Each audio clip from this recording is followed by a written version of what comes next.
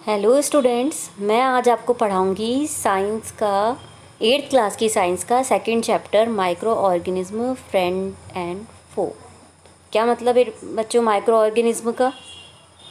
Micro organism वो छोटे छोटे जीव, हमारे आसपास में पाए जाने वाले जीव जिनको हम अपनी आँखों के द्वारा नहीं देख सकते हैं, है ना, ओनली माइक्रोस्कोप में, या फिर हम उनको लेंस, जो मैग्नीफाइंग लेंस होता है उसके द्वारा हम देखते हैं।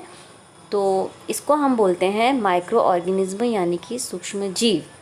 और फ्रेंड एंड फो, फ्रेंड मतलब आपको पता ही है मित्र, और फो मतलब आपको पता है, जिनको ठीक है नहीं पता है बता देती हूँ। फो मतलब होता है शत्रु, दुश्मन।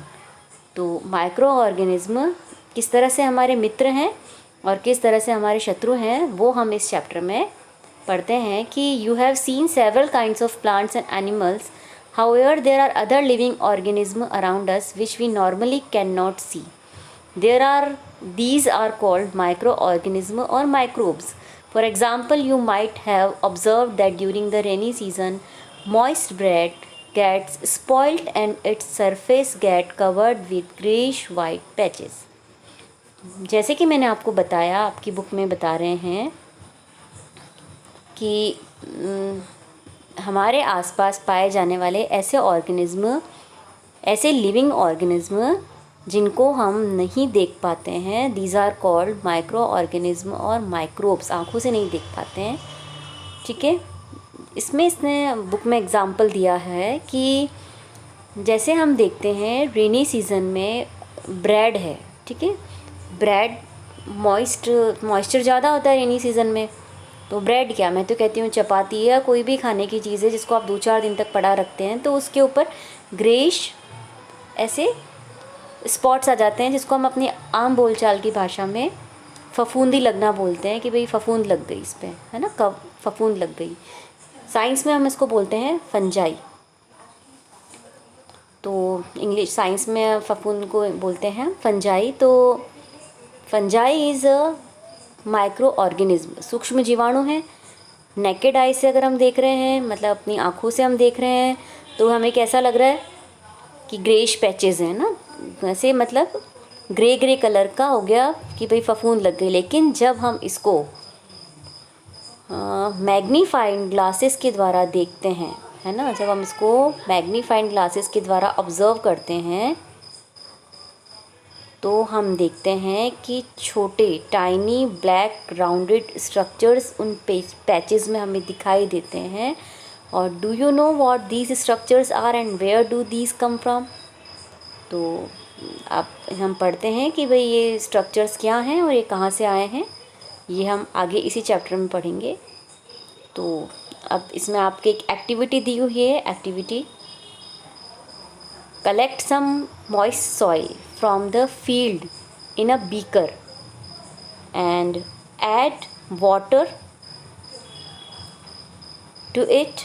After the soil particles have settled down, observe a drop of water from the beaker under a microscope. What do you see? क्या कह रहे हैं ये कि कुछ moist soil हमें किसी भी आसपास की, हमें फील्ड की या गार्डन की एक नमी वाली मिट्टी लेके आनी है बीकर में, और उसके अंदर हमें वाटर ऐड करना है, उसके अंदर हमें पानी डाल देना है। After the soil particles have settle down, थोड़ी देर बाद हम देखते हैं कि मिट्टी में हमने पानी डाल दिया, मिट्टी क्या होगी, नीचे बैठ जाएगी। तो ऊपर जो पानी बचेगा, ऊपर जो पानी होगा, उसकी हमें एक ड्रॉप लेकर माइक्रोस्कोप के नीचे देखना है। तो हम क्या देखते हैं, क्या देखेंगे हम?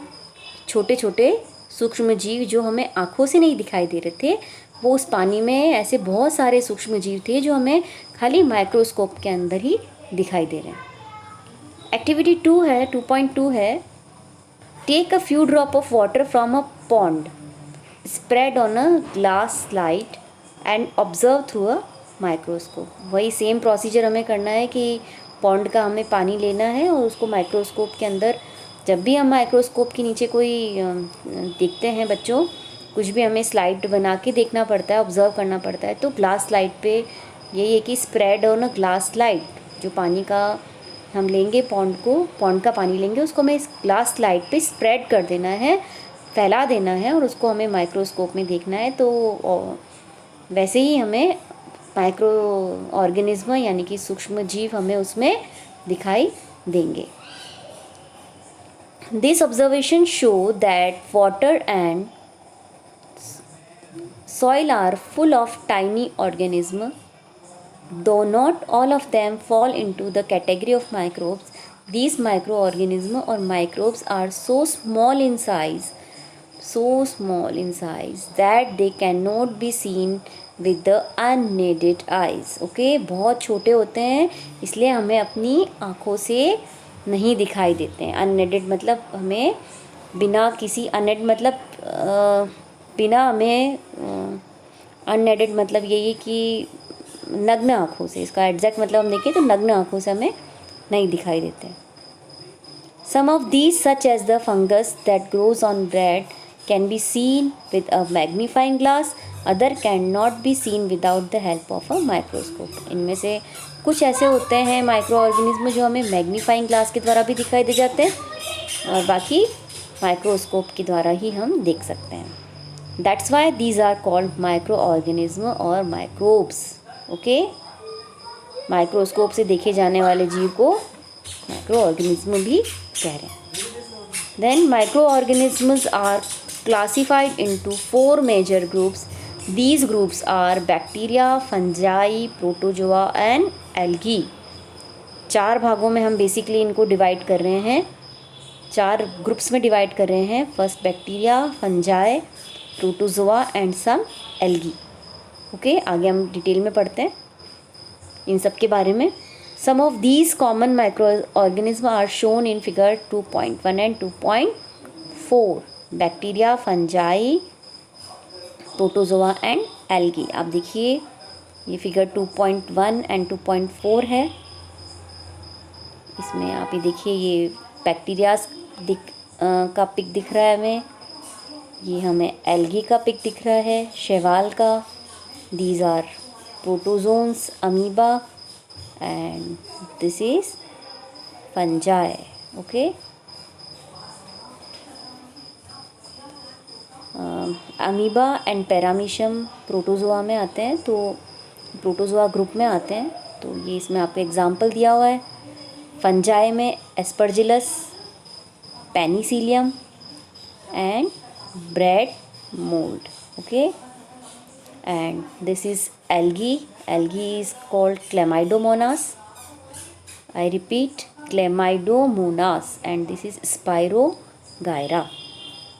एल्गी को अगर मैं अपनी भाषा में आपको बताऊं तो जब बारिश के दिनों में हम तालाब के आसपास ग्रीन कलर की जिसको हम अपनी भाषा में बोलते हैं ना, अपनी लोकल लैंग्वेज में कि भाई काई जम गई, तो ये काई क्या होती है? ये काई एल्गी होती है अपने, ठीक है। और एल्गी ग्रुप होता है और उसमें बहुत सारे छोटे छोटे ऑर्गेनिज्म होते हैं, जिसमें 2 एग्जाम्पल्स आपके कोड किए हुए हैं, क्लेमाइडोमोनास एंड स्पाइरोगोयरा। ओके बच्चों, ये आपके टेक्स्ट बुक में पीछे क्वेश्चन दिया हुआ है कि भाई बेसिकली इनको कितने ग्रुप्स में माइक्रो ऑर्गेनिज्म को डिवाइड किया गया है। अच्छा, अब इसमें एक वायरस और आता है। Viruses are also microscopic but are different from other organisms. They, however, reproduce only inside the cells of the host organism, which may be a bacterium, plant or animal.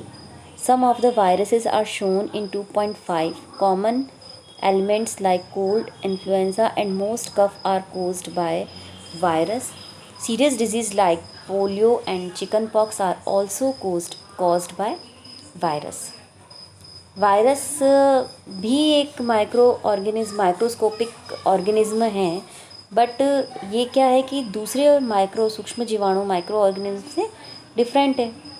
क्यों डिफरेंट है? कि they reproduce only inside the cell of host organism. अगर virus को कोई host मतलब कोई दूसरा जीव मिलेगा, एक परजीवी मिलेगा, उसी के अंदर, चाहे वो बैक्टीरियम हो, प्लांट हो, एनिमल हो, उसी के अंदर वो रिप्रोड्यूस कर सकता है। तो उसका खुद का कोई अलग से ऐसा अस्तित्व नहीं है कि वो खुद बिना किसी के होस्ट के मिले, बिना किसी होस्ट ऑर्गेनिज्म के मिले वो रिप्रोड्यूस नहीं कर सकता। है ना, वो अपने को फैला नहीं सकता जब तक वायरस को कोई होस्ट नहीं मिलेगा। और फिगर 2.5 में उसका पिक दिया हुआ है। उससे पहले हम पढ़ते हैं कि कॉमन एलिमेंट्स यानी कॉमन बीमारियां जैसे कोल्ड है ना, इन्फ्लुएंज़ा मतलब सर्दी ज़ुकाम बुखार है, मोस्ट कफ है, ज़्यादातर जो खांसियाँ हैं है ना, ज़्यादातर खांसी है, अच्छा वो सब वायरस के द्वारा होता है। और सीरियस बीमारी like polio okay and chicken pox are caused by virus. ये क्वेश्चन बहुत आते हैं आगे, कभी आप कंपटीशन भी एग्ज़ाम देने जाओगे या बोर्ड एग्ज़ाम्स में बहुत पूछते हैं कि पोलियो जो है एंड चिकन पॉक्स जो है वो किसके द्वारा होता है। तो हमें याद रखना है किसके द्वारा होता है, वायरस के द्वारा होता है। फिर disease like dysentery and malaria are caused by protozoans. ठीक है, डिसेंट्री एंड मलेरिया किसके द्वारा होता है, प्रोटोजोन्स के द्वारा। Where typhoid and tuberculosis are bacterial disease. और टाइफाइड एंड ट्यूबरकुलोसिस जो है वो कौन सी डिजीज़ है, बैक्टीरियल डिजीज़ है, बैक्टीरिया के द्वारा होता है। और यहाँ पे मैं आपको ये वायरस का फ़ोटो बता देती हूँ जो कि आपकी बुक में बताया हुआ है। ये देखिए आप, वायरस का डायग्राम 2.5 इस तरह का स्ट्रक्चर है इसका। ओके, ये देखिए आप इस तरह से इस तरह से बनाना है इसको, और आगे इस तरह से हेक्सागोनल है। ठीक है, इस तरह से इसका स्ट्रक्चर है। ओके, बाय बाय, हम नेक्स्ट वीडियो में मिलते हैं बच्चों। तब तक आज जो पढ़ाया है उसको आप रीड करिएगा। Okay, bye bye, all the best.